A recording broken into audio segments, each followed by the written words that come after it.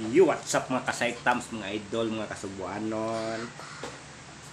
Ayun mga kasaitams, video mga kasaitams. Mag-ano tayo mga kasaitams, unsold tayo sa ating binili na ano. May binili tayong cotton buds para sa ating tinga. What? Pinabili ko sa aking anak doon sa labas, sa tindahan labas. So mag-unsold tayo. So, bakit tayo nito mga kasaitams, magko-content mga kasaitams? Dahil napamangha ako sa presyo mga kasaitams. So, tama ba ito mga kasaitams na, tingnan nyo mga kasaitams, until yan ha, hindi pa yan nakabukas. So, buksan natin. Ayun. So, bago natin buksan pala, ipakita ko pala sa inyo ang yung presyo mga kasaitams. Tarang! Yan mga kasaitams, 19 pesos. So, sa halagang 10 pesos. 10 pesos. Sa halagang 19 pesos, may cotton buds na kayo. So, tingnan natin kung ilang piraso itong cotton buds mga kasaitams. 19 pesos. Tingnan natin kung ilang piraso. So, until dyan mga kasaitams, hindi pa natin nabuksan. So, buksan na natin. Ayan. Ayun. So, bilangin natin mga kasaitams kung ilan itong mga kasaitams. Kung ilang piraso po ito mga kasaitams. Ayan. So, isa. Dalawa. Tatlo. Apat. Lima. Anim. Pito. Walo. Siyam. Sampo. 11. 12. 13. 14.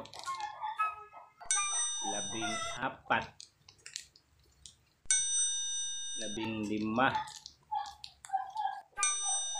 16. Ayan, 16 na.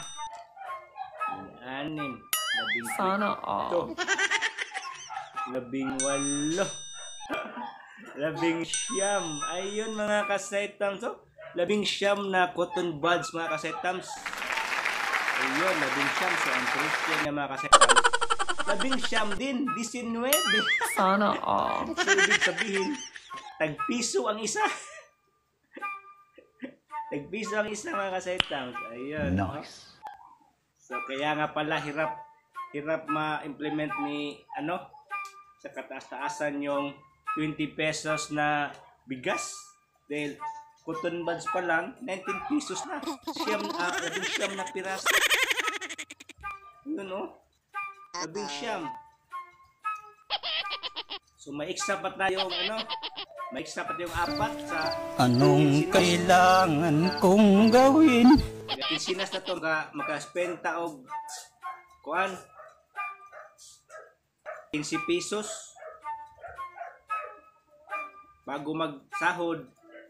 So maka-spend tayo ng 15 pesos sa sa cotton buds lang. Sana Isang all. pirasong cotton buds everyday. Yan, katapos natin maligo, papunta ng work, mag-cotton buds tayo. Ayun, para malinis ang ating tenga. Ayun, So, sa labas lang natin binili to sa tindahan dyan.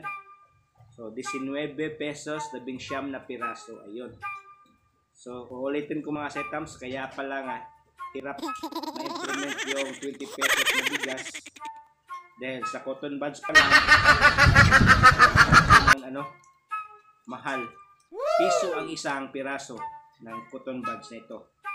19 pesos. So, kita nyo naman mga kasaitams ha. 19, may price pa yan. 19. So, titingnan natin to sa kung magkano ito sa So, doon sa supermarket itong cotton buds na ito. So, gentle buds, Gentle buds. So, tingnan natin titingnan natin doon kung magkano to. So, ibalik na natin to mga kasetams. So, wala tayong choice mga kasetams, kundi bibilhin natin to dahil para malinis ang ating tinga. Para makadinig tayo ng makadungog to ba. Ayun, mega love shoutout sa mga lahat na nanonood dyan. So, anong sa inyo mga kasetams? 19 pesos sa 19 na pirasong cotton buds. Cotton buds tips 2. So, paano nangyari yun mga kasetams? Yung nakalagay dito mga kasetams, so 36 tips.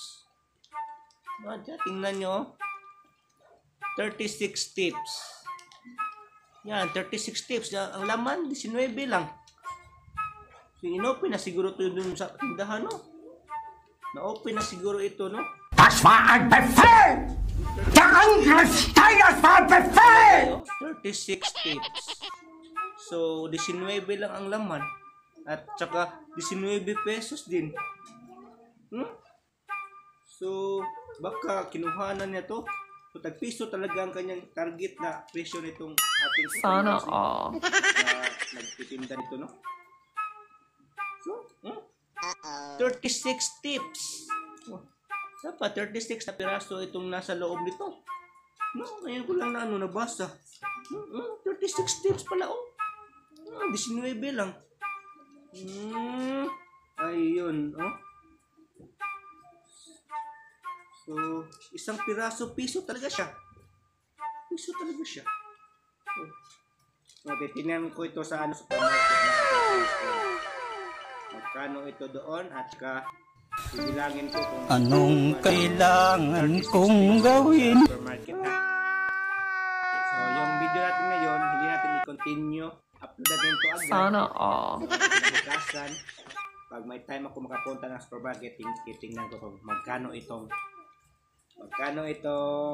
cotton buds na ito. So, ito yung brand niya. Sige. Yan, dadalhin ko ito doon sa supermarket para ma-compare ko ha. Yun, 36 tips, pero ang laman 19 lang. 19 pieces, 19 tips. Okay. Dito na lang muna tayo mga kasetams dahil magbibis na ko at work na tayo. Bye-bye. Thank you for watching.